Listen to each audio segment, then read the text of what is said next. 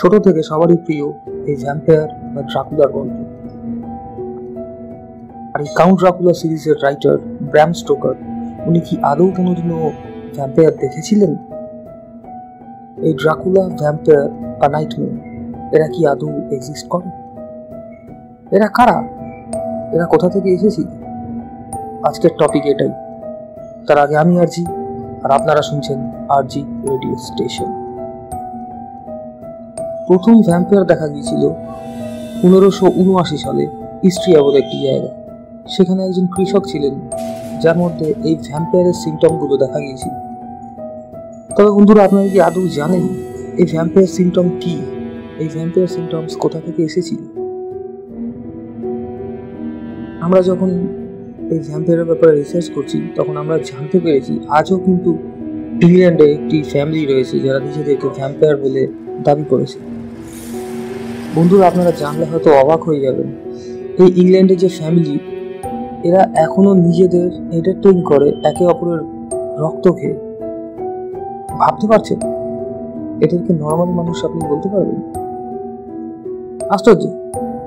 আমরা যখন রিসার্চ করছি, যখন আমরা জেনেছি, তখন আমরা নিজেরাই অবাক হয়ে গেছিলাম, এটা কি করে সম্ভব? তারা কোনো অকেশনে না কোনো রকম ভাবে কোনো ওয়াইন বা কোনো জুস এরকম কিচ্ছু এরা ড্রিঙ্ক করে না। এরা শুধু ড্রিঙ্ক করে একে অপরের রক্ত। আর এটাই এদের কাছে একটা বড় এন্টারটেইনমেন্ট। এমনকি গিনিস ওয়ার্ল্ড রেকর্ডেও এদের নাম রয়েছে। আমি কমিউনিটি গাইডলাইন্সের কারণে এখানে তাদের নামটা বলছি না, আপনারা চাইলে গুগল সার্চ করে দেখে নিতে পারেন। তো এই ভ্যাম্পায়ার এরা কারা? এটাই তো প্রশ্ন।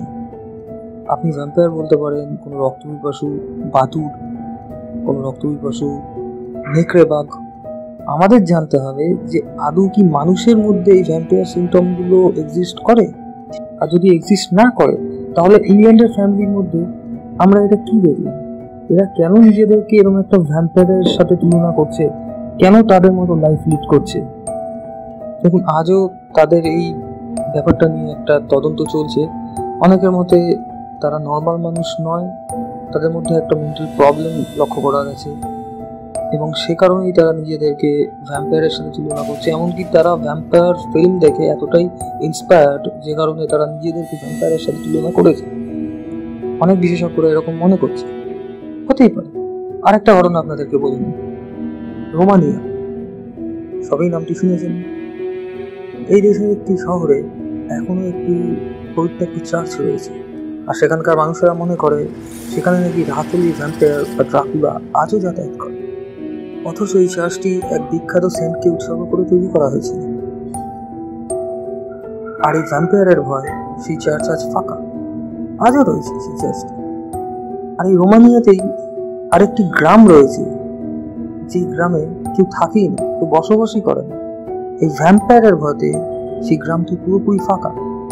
কারণটা কি? কিসের ভ্যাম্পায়ারের ভয়? শোনা গেছে সেখানে নাকি একটা সময়, বহু আগের ঘটনা এটা, সেখানকার মানুষজনরা নাকি ভ্যাম্পায়ার হয়ে উঠেছিল, আর তাদের দেখতেও নাকি অনেকটা ভ্যাম্পায়ারদের মতোই হয়ে গেছিল। বড় দাঁত, চোখ লাল থাকতো, তাদের হাঁটা চলার মধ্যে একটা ভাব ছিল ভ্যাম্পায়াররা যেরকম ভাবে যাতায়াত করতো। অনেক বছর কেটে যাওয়ার পর প্যারানর্মাল এক্সপার্ট যারা রয়েছেন, যারা প্যারানর্মাল অ্যাক্টিভিটি কিংবা এরকম এক্সপেডিশন নিয়ে ঘাটাঘাটি করেন, তারা একটা পরীক্ষা করে জানতে পেরেছে, তো রোমানিয়া এই গ্রামটিতে যে ঘটনাটি ঘটেছিল, যে ভ্যাম্পায়ার সিমটমগুলো দেখা গিয়েছিল মানুষদের মধ্যে, সেটা আসলে একটা রোগ। পরফিরিয়া বলে একটি রোগ এসেছিল। সেই পরফিরিয়া রোগের কারণে সেখানকার মানুষরা রীতিমতো ভ্যাম্পায়ারের মতো হয়ে উঠেছিল। তাদের দাঁত বড় হয়ে গেছিল, চোখ লাল হয়ে গেছিল, এমনকি তারা রাত্রিবেলাও ঘর থেকে বেরোতো, সকালবেলা বেরোতে পারতো না, কারণ এই পরফিরিয়া রোগের কারণে তারা কোনো রকম আলো সহ্য করতে পারতো না। আর মোটামুটি হিংস্র হয়ে উঠেছিল, কারণ তার শরীরে যে তেজ সেটা অতিরিক্তভাবে মাত্রায় বেড়ে গিয়েছিল। মানুষকে সহ্য করতে পারতো না, কারোর বেশি কথা সহ্য করতে পারতো না, একে অপরের সাথে মারপিটের মতো আচরণ করতো। আর সেই কারণে বাইরের থেকে যারা সেখানে ঘুরতে যেতেন কিংবা কোনো কারণে যারা রিপোর্টার প্রেস যারা সেখানকার ছবি তুলেছিলেন, তারা জানিয়েছিলেন সেখানের লোকেরা নাকি ভ্যাম্পায়ার হয়ে উঠেছেন। আসলে সেটা ছিল একটা রোগ। তো যাই হোক, এই একটা ভ্যাম্পায়ার যে ঘটনা, সেটা মোটামুটি আমাদের সামনে পরিষ্কার করে দিয়েছিলেন এইসব এক্সপার্টসরা।